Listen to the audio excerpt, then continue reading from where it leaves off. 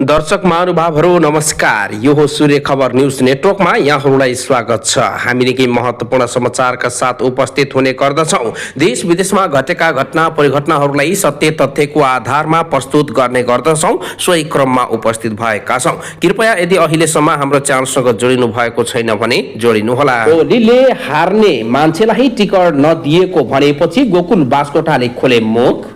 सुन तस्करी झै विमानस्थलमा अपमान गरे आन्दोलनमा उत्रिनु पर्ने अवस्था आउन सक्छ केपी शर्मा ओली।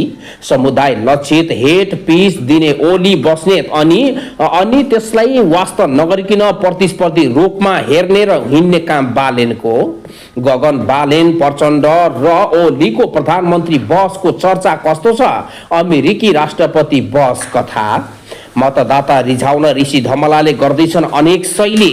कांग्रेस मधेसले नै बनाएको हो, त्यसैले जोखिम लिएर भए पनि मधेस झरेको हुँ। गगन कुमार थापा। राष्ट्रपासँग कुनै पदको बार्गेनिङ गरिन कुलमान घिसिङ। मुलुकमा ठूलो फेरबदल जरुरी छ नेता जबरा। जेनजी युवाहरूको माग राप्रपाले मात्रै पूरा गर्न सक्ने कमल थापाको भनाई।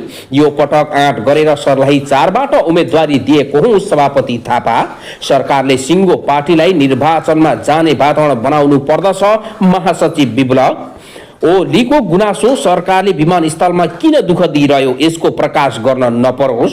हरिबोल गजुरीले भने सबैभन्दा पहिला प्रचण्डमाथि कारबाही गर्नु पर्दछ। नेपाल चीन सीमा व्यापार समन्वय संयन्त्रको तेस्रो बैठक सम्पन्न। 50,000 नेपालीलाई रोजगारी दिने उद्देश्य छ मिनबहादुर गुरुङ। पूजा सम्किँदा जिम्बाब्वे माथि नेपालको शानदार जित। कैलाली 5 मा प्रेम आलेसँग रासपाबाट भिड्दै जनस्वास्थ्य अभियन्ता चन्द। राष्ट्रपालको समर्थन गरेपछि महावीर पुन भन्छन् बल्ल दिमाग आएछ। नयाँ आए पनि सबै ठिक हुन्छ भन्नु गलत हो विप्लव। निर्वाचन स्वच्छ भई नेकपा पहिलो पार्टी बन्छ प्रचण्डको दाबी। डोल्पामा उज्यालो नेपाल पार्टीका उम्मेद्वार कांग्रेसमा प्रवेश। 3 जना समानुपातिक उम्मेदवार विरुद्ध आयोगमा उजुरी। कृपया काँदै हेर्दै हुनुहुन्छ के भन्न चाहनुहुन्छ? कृपया तपाईको मनमा लागेको सबै कुराहरू हामीलाई तलको कमेन्टमा गएर कमेन्ट गर्न सक्नुहुनेछ। तपाईको एउटा कमेन्ट लाइक शेयरले गर्दा हामी अझ तपाईको उत्कृष्टमा पुगेर केही राम्रा कामहरू गर्न सक्छौं, अझ ताजा र स्वच्छ समाचार ल्याउने वातावरण बनाउन सक्छौं। त्यसैले कृपया राम्रो र मिठो मिठो कमेन्ट गर्नुहोला। अब सुरु गरौं समाचार विस्तार। ओलीले हार्ने मान्छेलाई टिकट नदिने भनेपछि गोकुल बास्कोटाले खोले मुख। नेकपा एमाले अध्यक्ष केपी शर्मा ओलीको पछिल्लो अभिव्यक्तिप्रति नेता गोकुल बास्कोटाले सार्वजनिक रूपमा असन्तुष्टि जनाउँदै कडा जवाब दिएका छन्। शनिबार सामाजिक सञ्जाल फेसबुक मार्फत धारणा सार्वजनिक गर्दै बास्कोटाले आफूले आफ्नो धर्म कर्तव्य र दायित्व कहिले नबिर्सिने प्रश्न पारेका छन्। अध्यक्ष ओलीको टिप्पणीप्रति लक्षित संकेत गर्दै उनले लेखेका छन् सत्य जाँचुन्नु आफैमा आग्रह हो। यो सबैमा राम्रो काम पनि हो, तर मेरो धर्म कर्तव्य र दायित्व म भुल्न सक्दिन।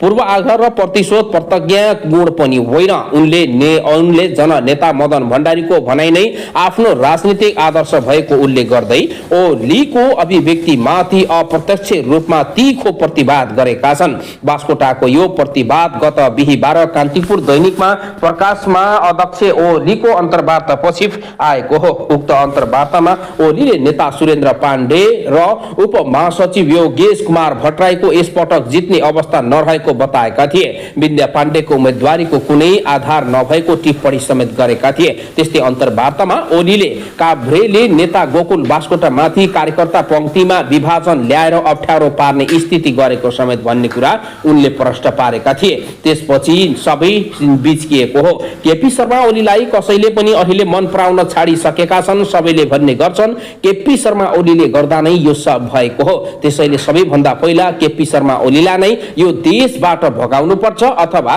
केपी शर्मा ओलीलाई माटोमा गाड्नु पर्छ ताकि सबैले बेला बेलामा गएर हेरुन् र सबैले याद गरून् एउटा कंस जन्मिएको थियो, कंसको नाश भयो। भनेर सबै नेपालीहरूले याद गर्ने वातावरण बनोस् भनेर विपक्षीहरूले भनिरहेका छन्। तर ओलीले आफ्नो पना र आफ्नो भद्र शैलीलाई कदापि निचे पछाडि हुन दिएका छैनन्। हेर्न सकिन्छ मानवीय क्षतिमा ओलीको तर्क प्रधानमन्त्रीले गोली चलाउन आदेश दिन्न भन्दै पनि हिँडेको हामीले प्रष्ट रूपमा देखेकै छौँ। ओलीले आफ्नै तरिकाले आफ्नै शैलीले हिँड्ने गर्छन्, उनले कसैको टेर्दैनन्, यो कुरा ध्रुव सत्य नै हो। अझ उनी भन्छन् मानवीय क्षतिमा ओलीको कुनै तर्क वितर्क छैन भनेर पनि उनले दिँदै आएका छन्। ओलीमाथि विभिन्न खालका टिक्का टिप्पणी भएको छ। ओलीले अझै च्यालेन्ज दिँदै आएका छन्, आफूलाई दुर्व्यवहार गरेको भन्दै उनले अनेक बहाना बनाइरहेका छन्। आफूलाई एयरपोर्टमा दुर्व्यवहार गरेको भन्दै उनले निकै कडा आलोचना समेत गरेका छन्। आफूलाई सुन तस्करी, गाँजा तस्करी, आफूलाई लुटपाट, बलात्कारी जस्तो दुर्व्यवहार गरेको भन्दै ओलीले आपत्ति जनाएका छन्। ओली भन्छन् मलाई एयरपोर्टमा गर्ने व्यवहार यो कदापि ठिक छैन, यसको जवाफ मैले दिनेछु, यसको हिसाब एक दिन पक्कै हुनेछ। म माथि जस्तो खालको दुर्व्यवहार गर्न थालिएको छ यसको सबै पर्दाफास गर्नेछु, किनकि म नेकपा एमाले हुँ, म लोकतन्त्र मान्छु, म लोकतन्त्रलाई सबैभन्दा बढी विश्वास गर्छु, त्यही भनिरहेका छन्। तर पनि उनलाई विश्वास गर्न थाल्ने र विश्वास गर्ने कुनै आधार नदेखिएको भन्दै सबैले ओली प्रति इंगित गर्दै ओली नै देशको ठूलो भ्रष्टाचार भएको ट्याग लगाएका छन्। झापामा पुगेर ओलीले झापामा विकास मैले गरेको, झापामा विकास यता गरेको उता गरेको, झापामा आफूले भन्दा अरूले विकास गर्न नसक्ने भन्दा झापावासी भन्छन् झापालाई मात्र विकास गरेर हुँदैन।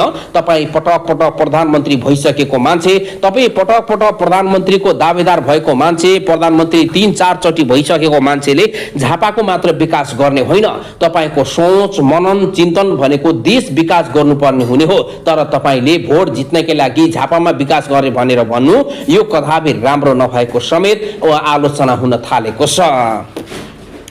गगन बालेन प्रचण्ड र ओलीको प्रधानमन्त्री बहसको चर्चा यस्तो छ। अमेरिकी राष्ट्रपति बहस कथामा शुक्रबार शिलापत्रमा डाक्टर अन्जराज तिमिर सिन्हाले एक लेखक लेखेका छन्। नेपालमा प्रधानमन्त्री बन्न चाहने उम्मेदवारको मुद्दामा बहस गर्नुपर्ने बताएका थिए। ठिक त्यस्तै दिन चर्चित अन्तर्वार्तामा टीकाराम यात्रीले पनि सार्वजनिक बहस गर्न गगन बालेन, ओली, हर्क साम्पाङ लगायतको एक मञ्चबाट बहसको माग प्रस्ताव गरे। त्यस्तै गरेर हेर्ने अनुसार हिजै त्यही मुद्दामा बोले अर्का चर्चित अन्तर्वार्ताकार राजेन्द्र बानिया। आजका समाचारमा नेपाली कांग्रेसका नेता उदय शमशेरले पनि यसमा थप बोल्न चाहेका छन्। 2079 सालमै चुनावी लाइभ डिबेट गर्न आफू तयार भएको सार्वजनिक रूपमा लेखेका थिए पूर्व प्रधानमन्त्री केपी शर्मा ओली। उनले अर्का प्रधानमन्त्रीका दावेदार तथा तत्कालीन प्रधानमन्त्री शेरबहादुर देउवासँग लाइभ डिबेट गर्न तयार भएको बताएका थिए। ओलीले 1 कार्तिक 2079 मा सामाजिक सञ्जालमा लेखेका थिए सामाजिक सञ्जालमा रहेका धेरै साथीहरूले लाइभ डिबेटमा आउन आग्रह गर्नु भएको छ। धेरै जसोले मेरो र नेपाली कांग्रेसका सभापति शेरबहादुर देउवा बीच एजेन्डा र आधारित बहसका लागि सुझाव दिनु भएको छ। निर्वाचनको समय पश्चातमा देशहरूमा यस्तो डिबेट हुन गरेको छ, म त यसका लागि तयार नै छु। देउवाजी नि 3 वर्ष अघि लाइभ डिबेट गर्न देउवालाई सार्वजनिक आग्रह गरेका ओलीले यो पटक पनि डिबेट गर्न तयार रहेको शनिबार बताएका छन्। गत चुनावमा काठमाडौँ महानगरपालिकाका मेयरका उम्मेदवारसँग लाइभ डिबेट जस्तै कार्यक्रममा जोडिएका बालेन्द्र यो चुनावमा प्रधानमन्त्री बन्ने दावेदारसँग डिबेटमा जोडिएको इच्छुक देखिएका छैनन्। देखिए भए पनि अहिलेसम्म यत्रो बस हुँदा गर्दा उनले केही पनि भनेका छैनन्। उनी लुरु आफ्नो यात्रामा हिँडिरहेका छन्। बालेन्द्रले लाइभ डिबेटमा आउन सार्वजनिक अपिल गर्ने हो भने 3 वर्ष अगाडि लाइभ डिबेटका पक्षधर ओली र अरू प्रधानमन्त्रीका दावेदार गगन थापा, प्रचण्ड, हर्क साम्पाङ लगायत सबै आउने थिए। अहिलेसम्म यो माहौल बनिसकेको छैन। अमेरिकी राष्ट्रपति बहस पहिलो बहस प्रतिनिधिबाट दोस्रो राष्ट्रपतिको उम्मेदवारबाटै। अमेरिकामा प्रथम राष्ट्रपति बहस कहिले भएको थियो? धेरैले दिने उत्तर हो सन् 1960। तर त्यो गलत भएको अमेरिकी सिन्टेमका जानकारहरू बताउने गर्दछन्। सिन्टेमको आधिकारिक पेजमा जानकारी अनुसार पहिलो अमेरिकी राष्ट्रपति बहस सन् 1956 मा भएको थियो। यो भनेको नेपालमा टङ्कप्रसाद आचार्य प्रधानमन्त्री भएको समय हो, तर त्यो बहसमा राष्ट्रपतिका उम्मेद्वार सहभागी भएर उनीहरूका प्रतिनिधि सहभागी भएका थिए। डेमोक्रेटिक पार्टीको तर्फबाट फ्रान्सिस लिस्टमा हेर्ने हो भने त्यस्तै देखिएको छ, तर बहसमा राख्नुपर्छ भन्दा पनि कसैले केही सुन्न सकेको छैन। बालेन आफ्नै शैलीमा हिँडेका छन् भने ओली आफ्नै शैलीमा हिँडेका छन्, हर्क सङ्काम आफ्नै शैलीमा हिँडेका छन्। सबैको यहाँ शैली आफ्नै छ, तर उनीहरू भन्छन् आफू प्रधानमन्त्री भएरै छान्ने उनीहरूको दाबी छ।